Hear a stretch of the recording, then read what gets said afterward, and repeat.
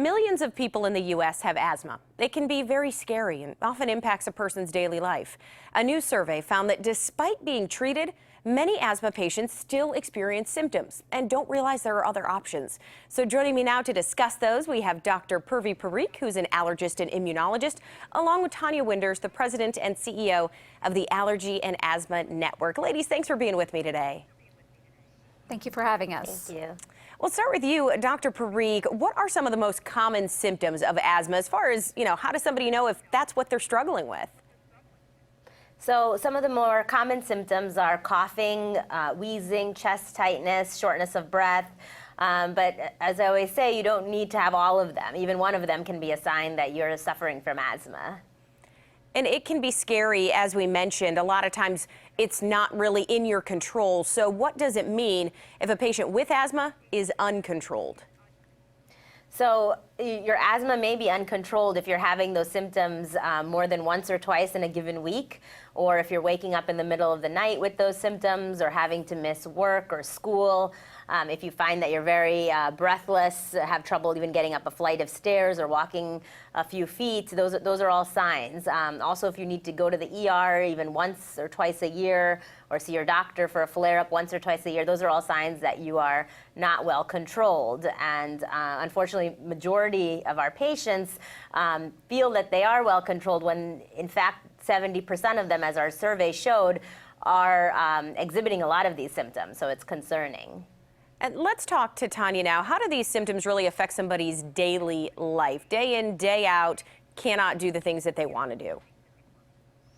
Well, at Allergy and Asthma Network, we literally get hundreds of calls each and every week from families just like my own.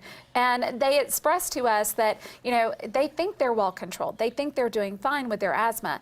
And yet they are having issues with doing daily chores or with attending school or work or with exercising outside or playing with their children. And so when we begin to ask better questions, we begin to have a better understanding, even for that individual, of recognizing the disconnect, that they're not doing as well as perhaps they originally believed. Is it the simple fact that they just accept their symptoms as part of the condition? They don't realize that they can do something else? Right. Well, the fact of the matter is we all serve a lot of different roles and responsibilities in our life. So we're employees, we're moms, we're sisters, friends, daughters, all of these other things. And oh yeah, by the way, we also have asthma. So we just begin to become a little desensitized to the fact that we're having these symptoms and that it is limiting our life. And in fact, in our open asthma survey, that's what we found, is that 2/3 of patients, even on a controller med, had at least symptoms one time a week that were limiting their daily activities.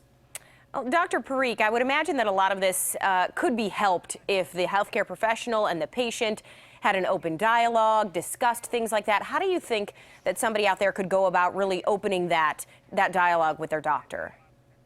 Right. So you're right in that it is, a two-way street. It's teamwork in managing it. So the patient, usually it goes both ways. So as a doctor, we need to ask more direct and specific questions, as we do know that since people do downplay their symptoms and don't realize they're uncontrolled, we need to ask specifics, like, are you waking up at night?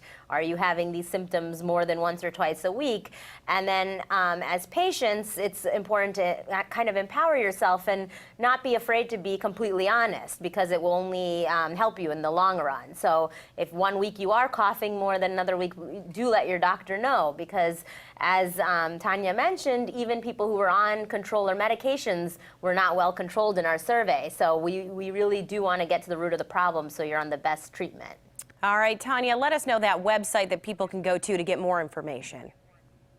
Absolutely. Your listeners and viewers can go to openasthma.com to learn more about the survey results, but also to get some of those helpful tips for having more effective communications between patient and healthcare provider.